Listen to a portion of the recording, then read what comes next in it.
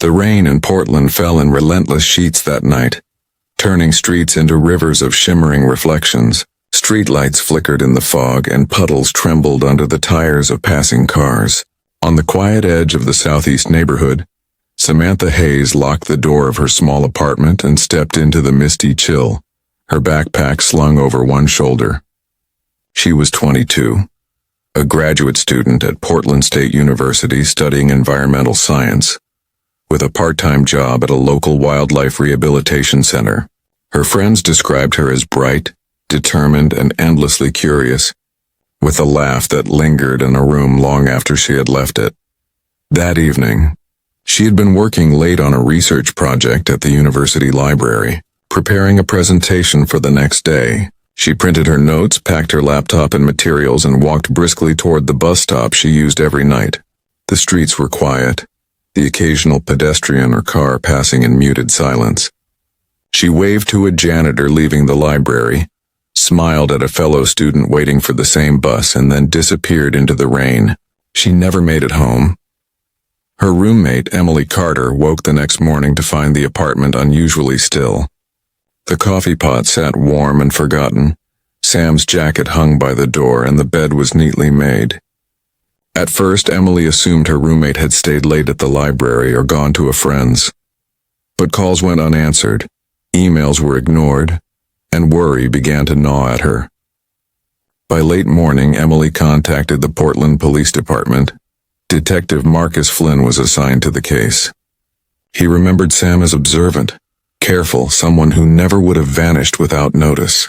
Officers scoured the area, canvassing streets, alleyways, and nearby parks. A few surveillance cameras from the library and adjacent businesses captured fleeting images. A woman carrying a backpack, walking through the rain, her face partially obscured by a hood. Witnesses described seeing her waiting at the bus stop near her apartment. After that, she vanished. Initial searches yielded no sign of struggle or foul play, and Sam's purse and personal belongings were nowhere to be found. A witness recalled seeing a dark SUV parked for an unusual length of time near the library's rear entrance. The driver was never identified. Flyers were distributed throughout the city with Sam's photograph, showing her auburn hair and green eyes, her warm smile frozen in time. Volunteers combed the streets, leaving messages at bus stops and coffee shops, hoping anyone might remember something. The first few weeks were frustrating. The last confirmed sighting was the bus stop, and beyond that there was nothing. Detective Flynn suspected foul play, but the absence of physical evidence left him grasping at shadows. Days turned into weeks, then months. Every lead seemed to dissolve before it could be followed. Sam's parents, Laura and David Hayes, endured years of uncertainty, clinging to hope even as the calendar relentlessly advanced. They marked each anniversary of her disappearance quietly, leaving a wreath at the library where she had last been seen. Friends and classmates held small vigils, remembering her intelligence, her kindness, and her laughter. By 2005, the case was placed in the cold files. Flynn kept Sam's folder on his desk as a reminder of what had been lost and what still demanded justice. Investigators at the time had limited tools. DNA testing was in its infancy, digital surveillance was minimal, and records were often incomplete or poorly preserved. Yet even as the files gathered dust, Sam's story lingered in the minds of those who had known her. Years later, in 2019, Detective Rachel Morales of the Portland Cold Case Unit began reviewing old disappearances. Morales approached cases differently, seeing them as unfinished stories rather than forgotten files. She reopened Sam's file and scrutinized every detail, noting overlooked elements. The report of the dark SUV near the library, fingerprints collected from the bus stop that had never been matched, and fibers from the area surrounding Sam's last sighting. She requested that all evidence be re-examined using the latest forensic technology, collaborating with Dr. Ethan Kim at the Oregon State Crime Lab. Months of testing followed. Finally, a breakthrough arrived. A partial DNA profile was recovered from fibers found on a lamppost near the library. These fibers matched those in a brown SUV registered to a man who had lived in Portland in 2003, Gregory Halloway, then 41. Halloway had moved out of state years earlier, leaving only fragments of his past behind. His criminal record included minor offenses, nothing violent, and his current whereabouts were initially unknown. Morales and her team traced his employment addresses and licenses, discovering that he had worked late shifts near the library in October 2003, giving him access to the parking lot adjacent to Sam's last known location. Morales reconstructed the night in painstaking detail. Surveillance footage from nearby businesses, though grainy and low resolution, showed a brown SUV parked in the location described by witnesses. Employees recalled a man, matching Halloway's description, loitering near the library's rear entrance and asking about deliveries and building access. Carpet fibers recovered from Sam's backpack matched the interior of Halloway's vehicle, creating a compelling link. In early 2021, Halloway was located living quietly near Eugene, Oregon. Surveillance confirmed his routine, and officers coordinated a careful, lawful approach. On a foggy morning, he was arrested without incident. Calm but guarded, he refused comment, saying only, "I have nothing to say at this time." News of the arrest shocked the community. Portland residents who had remembered Sam's disappearance decades earlier reacted with relief, disbelief, and a sense of closure. Former classmates and friends spoke publicly of her intelligence, curiosity, and kindness. Her parents released a statement expressing gratitude to the Portland Police Department and the Oregon State Crime Lab. "We never stopped hoping. Finally knowing the truth brings us peace, though it cannot replace the life we lost. We honor Sam by remembering her as the vibrant, loving person she was." The reopening of Sam's case also renewed interest in other long unsolved disappearances in Oregon. Authorities began reviewing old files, realizing that persistence and modern forensic technology could illuminate even the oldest mysteries. Sam's case became an example of how careful investigation, technological advances, and patient determination could bring answers long delayed, offering closure to families who had lived in uncertainty for nearly 2 decades. After Gregory Halloway's arrest, Detective Rachel Morales knew that the hardest part was still ahead. Arresting a suspect was only the first step. The team needed to reconstruct the events of that night in 2003, gather corroborating evidence, and build a case strong enough to withstand scrutiny in court. Morales and her team worked methodically, revisiting every detail from witness statements, surveillance footage, and forensic reports. The minor inconsistencies from decades-old accounts were now viewed through the lens of modern analysis, revealing connections overlooked in 2003. Morales studied the surveillance footage frame by frame, noting how Halloway's brown SUV had moved near the library's rear entrance on the evening of October 12th. Employees from the time remembered seeing him repeatedly, asking odd questions about deliveries and building access. Witnesses who had noticed a man loitering near the library were contacted again, their memories refreshed by carefully phrased interviews. Despite the passage of 18 years, their accounts aligned with the forensic evidence, forming a clearer picture of Sam's last known movements. Investigators obtained fiber and DNA analysis from the Oregon State Crime Lab. Carpet fibers recovered from Sam's backpack matched the interior of Halloway's SUV, and DNA from a lamppost near the library also aligned with his genetic profile. Morales marveled at the persistence of these tiny clues. "It's remarkable," she said. "Decades later, fragments of a night-long past can tell the truth if you know how to listen." Once the forensic connections were established, the team focused on Halloway's activities that night. Records indicated he had left work around the same time Sam was walking toward the bus stop. Investigators mapped a precise timeline, accounting for his movements and any opportunities to encounter her.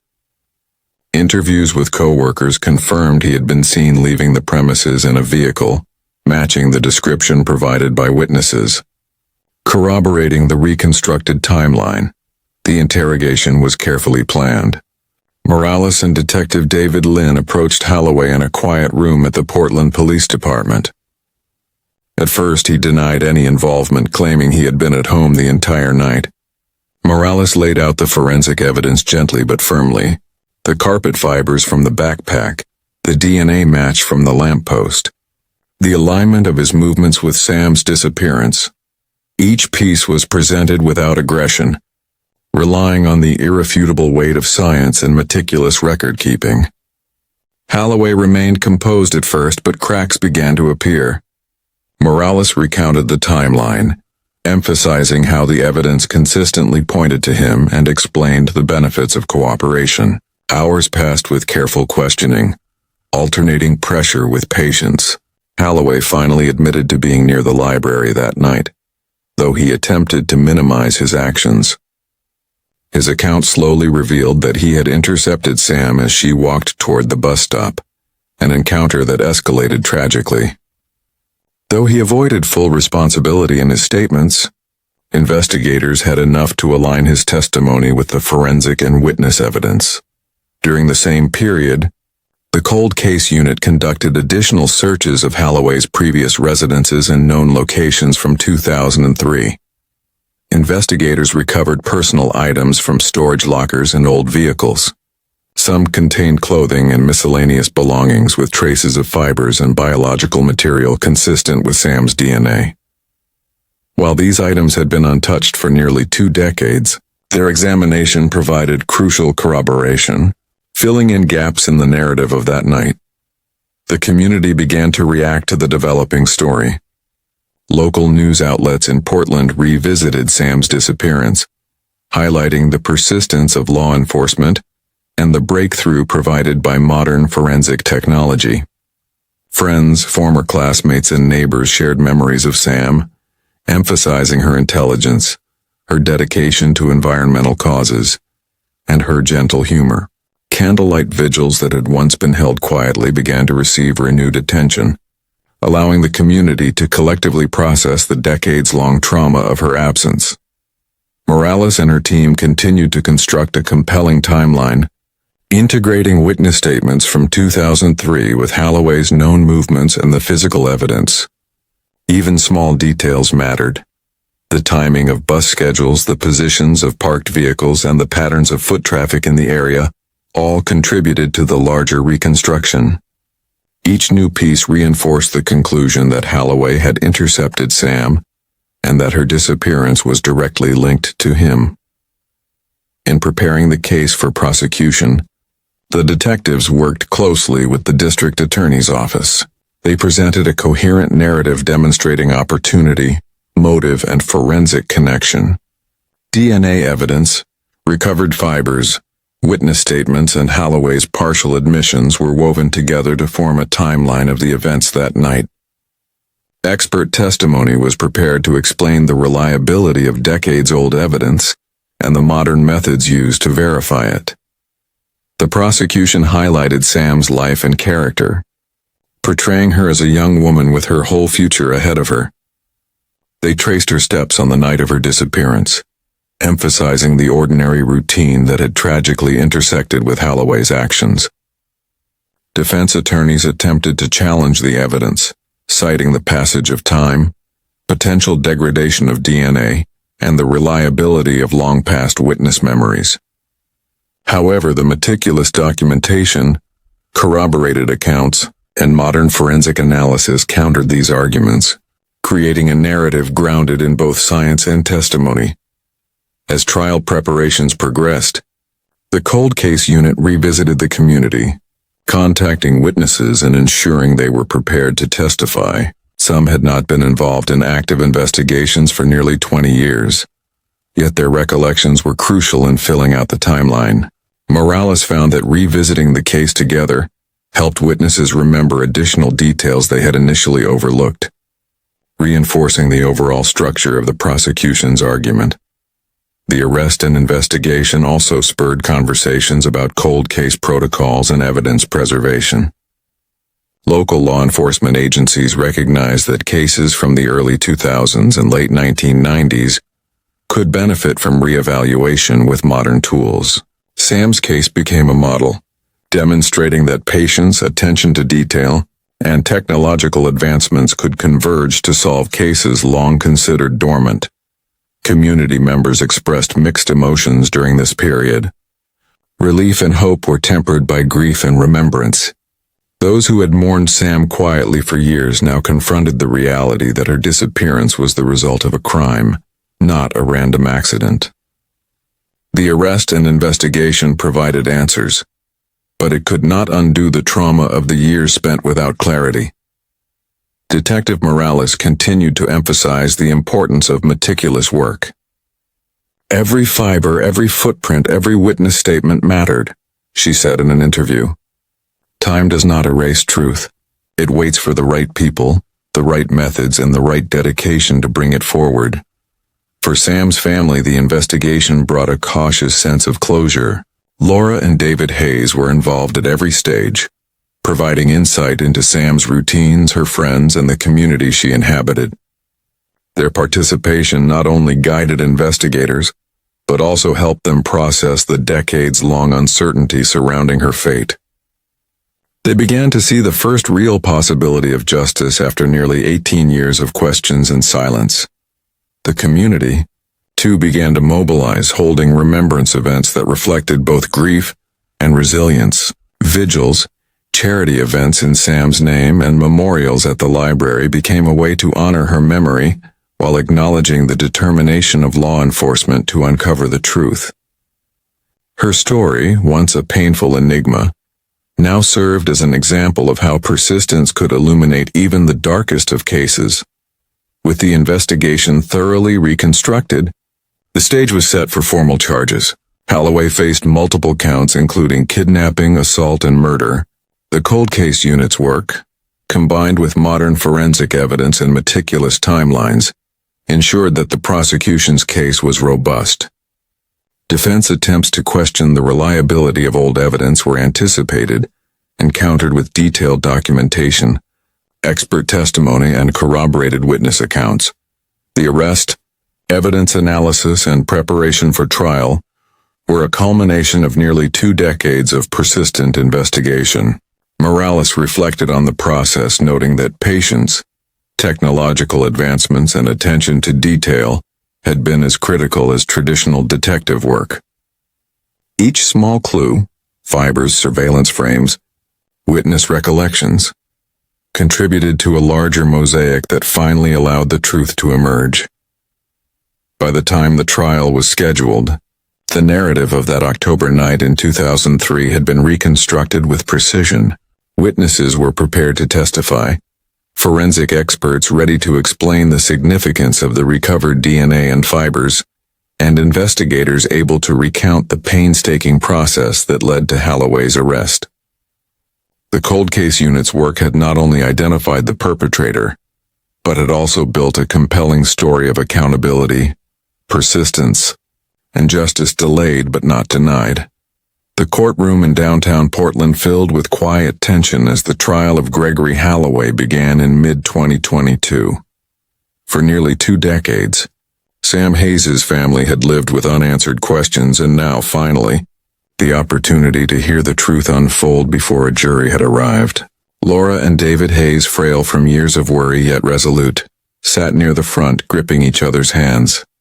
Friends and former classmates of Sam filled the seats behind them, along with journalists and local residents who had followed the cold case for years. The prosecution opened by recounting Sam's life, her intelligence, her compassion, and her dedication to environmental conservation and nursing. They described her routine on October 12, 2003, emphasizing the ordinariness of her night and the sudden, jarring disappearance that had left a hole in her family's life. The narrative traced her steps, beginning at the library, walking toward the bus stop, and finally vanishing into the rainy streets of Portland. Detective Rachel Morales and her team presented the evidence meticulously. They described the forensic breakthroughs, including the fibers recovered from Holloway's vehicle and Sam's backpack, as well as the partial DNA match from the lamppost. Witnesses from 2003 testified, recounting fleeting memories of a man loitering near the library, and the SUV parked in unusual locations. Each piece, they explained, when combined, painted an unmistakable picture of what had happened. Holloway's defense team sought to challenge the credibility of decades-old evidence. They questioned the reliability of witness recollections and suggested that DNA and fiber evidence could have been contaminated or degraded over time. Defense attorneys argued that the time elapsed made it impossible to establish guilt beyond a reasonable doubt.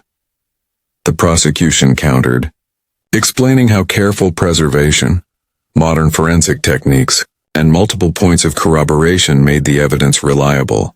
Expert testimony demonstrated how fibers, even after years, could be accurately matched to a specific vehicle, and how DNA degradation could be accounted for and validated. The combination of physical evidence, witness testimony, and Holloway's own admissions created a coherent and compelling timeline that left little room for doubt. During cross-examination, Morales recounted Holloway's partial statements during interrogation, noting how his account of being near the library aligned with forensic findings. Every movement he made that night, she told the jury, corresponded to the evidence we recovered. The fibers, the DNA, the eyewitness accounts, and they all point to one conclusion. The defense attempted to paint Holloway as an ordinary man who had been wrongly implicated, but the weight of the evidence was undeniable. Witnesses described the small, seemingly insignificant details that had gone unnoticed in 2003, but gained significance in light of modern analysis. Surveillance footage, though grainy, confirmed the presence of the brown SUV and Holloway's movements near Sam's last known location. Each layer of corroboration added clarity to a story that had been murky for nearly 20 years. The jury deliberated for 2 days, carefully considering both the weight of the physical evidence and the credibility of the witnesses. When they returned, the courtroom fell silent. The foreperson spoke clearly, delivering the verdict. We, the jury, find the defendant, Gregory Holloway, guilty of first-degree murder and kidnapping. A wave of relief and grief swept through the courtroom. Laura and David Hayes held each other tightly, tears streaming silently down their faces. Friends and former classmates of Sam wept quietly, some standing to embrace one another. It was a moment of closure, the end of a nearly 20-year-long wait for justice. Holloway remained expressionless as he was led away, the consequences of his actions finally realized in full. In the weeks following the verdict, the community of Portland reflected on the significance of the case. Sam's story, once a painful mystery, had become a symbol of persistence, technological progress, and the enduring pursuit of justice. Candlelight vigils and memorial gatherings were held, celebrating her life and honoring the dedication of law enforcement who had refused to let the case fade into obscurity. Laura and David Hayes became quiet advocates for cold case resolution.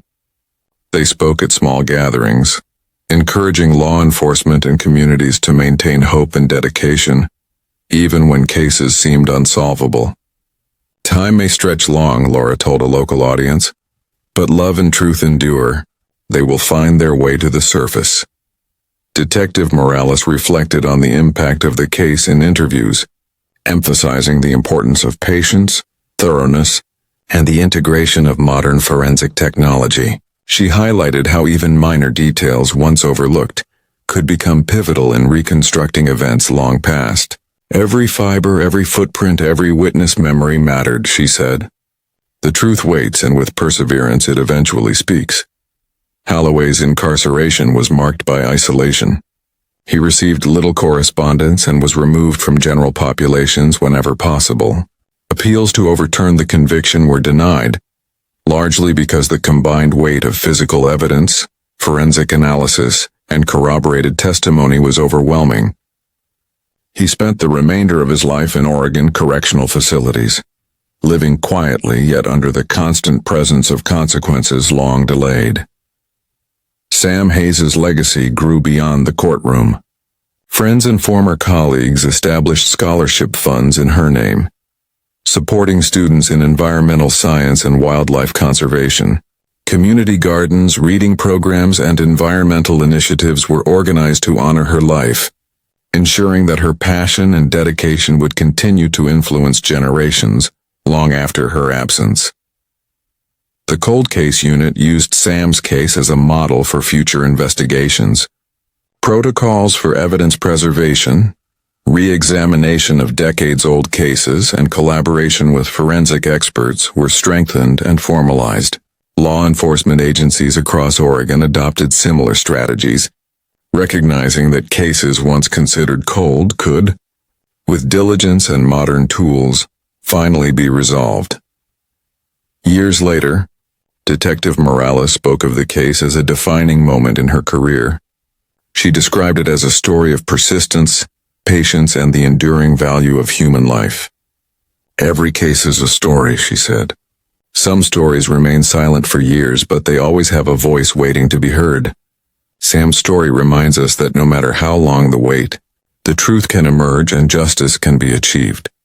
For Sam's parents, the sense of closure never erased the pain of loss, but it allowed them to reclaim a part of their lives long overshadowed by uncertainty. They tended her favorite plants, organized memorial events, and spoke openly about the importance of never giving up hope. Portland, too, remembered her not just as a victim, but as a young woman whose life, character, and resilience left an indelible mark on the community. By 2023, nearly 20 years after Sam Hayes vanished, her story had transformed from a tragic disappearance to a testament of endurance, both for her family and for the city that had watched and waited. Her name became synonymous with hope in cold case investigations, a reminder that persistence, science, and meticulous investigation could illuminate even the darkest mysteries. Though the rain still falls over Portland, and the streets shimmer in the same reflective gray, there is a sense of quiet closure in the places where Sam once walked.